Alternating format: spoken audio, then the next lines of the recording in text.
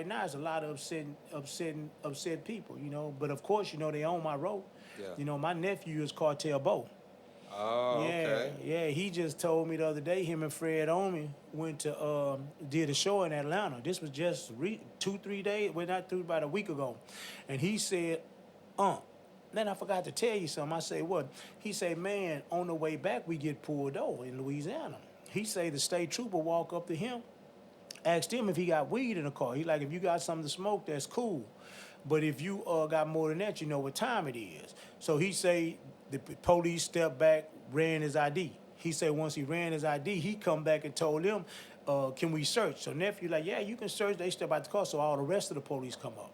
He said one police walk up to him and say, man, you know Big Meech? And he was like, huh? He said, you know Big Meech? He like, I don't, who, Big Meech who? Who you talking about? The BMA? He like, nah, we talking about Bloa, the one from Houston. And my nephew was like, why you asking about him? He's like, well, I'm just saying, you know Big Meech? And he was like, he told me that. He called Fred on me on the phone and say, Fred. He like, Fred, who them people asked about? He said, man, they asked about This Yeah. just happened. I ain't been home but 3 months. I ain't stepped foot in Louisiana. You feel what I'm saying? Yeah. So it's one of them situations. I feel like I'm the big fish that got away. Yeah. You know? So when did that name come into play as far as the Big Meech? Well, I Meechie? ain't Big Meech. I'm Lil Nah, Meech. yeah, Big okay. Meech is Big Meech. Yeah. We two different people. You Yeah. feel me? I've been here way before him. He only had a 2-year run. I've been doing this shit since high school. You know, that's the thing with people get it mixed up. You know what I'm saying? Me and them, we met. We ended up meeting from Boomtown.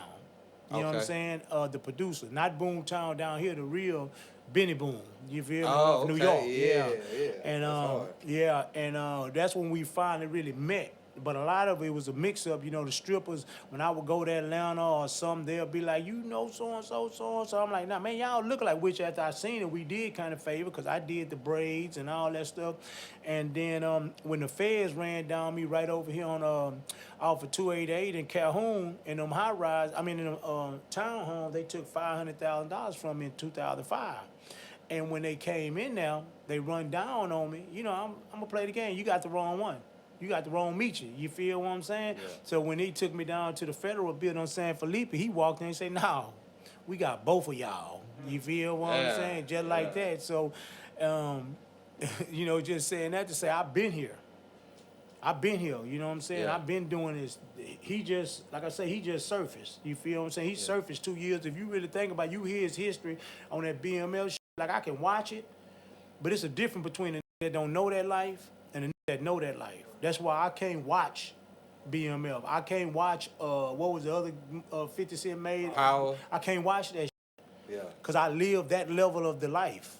You see what I'm saying? You can show that level of life to motherfuckers that don't know. But anybody that knows me, which a lot of people know me, they gonna tell you that I've been doing that since, you feel what I'm saying? So it's like I can't sit there and watch the fiction. Yeah. You feel what I'm saying? So, what were some ways that, you know, I feel like everyone had their own way where they would pop their shit, basically. I know you said you had the white card, but like whether was it in the clubs, where you around the clubs and all? I mean, I used to do the dumb shit. I used to pull up at the club with 20 cars. And my artists, them all my cars. Anybody tell you, all them my cars. You know what I'm saying? All the Ferraris, the Lamborghinis, the Benzes, the Hummers, the Suburbans, all them my cars. But I had, at one point in time, I had like 20-some artists. You familiar with Seville? Yeah. Okay, you know, that's my group. I'm the one brought Seville out. I'm the one brought Tank Law out. I'm the one King Hendrix. That's my artist. Kilo Santana, that's my artist. All those are my artists. Do you even know if you heard about K. Ruger, the one Def Jam signed? He committed suicide. That's my artist.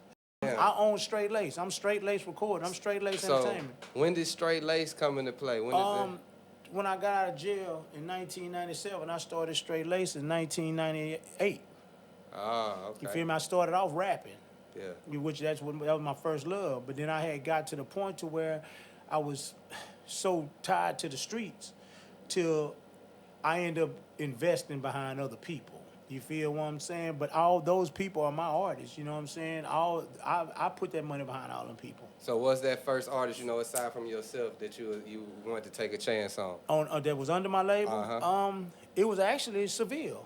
Okay. And we did go get a deal. We went and got a deal with Sylvia Rome and Hawk Islam. I don't know if you're familiar with Hawk Islam. yeah. He had Prophet Jones. He responsible for Jodeci. He's responsible for what's the other little bright girl name that runs around? She's old now, but she used to be around Jodeci.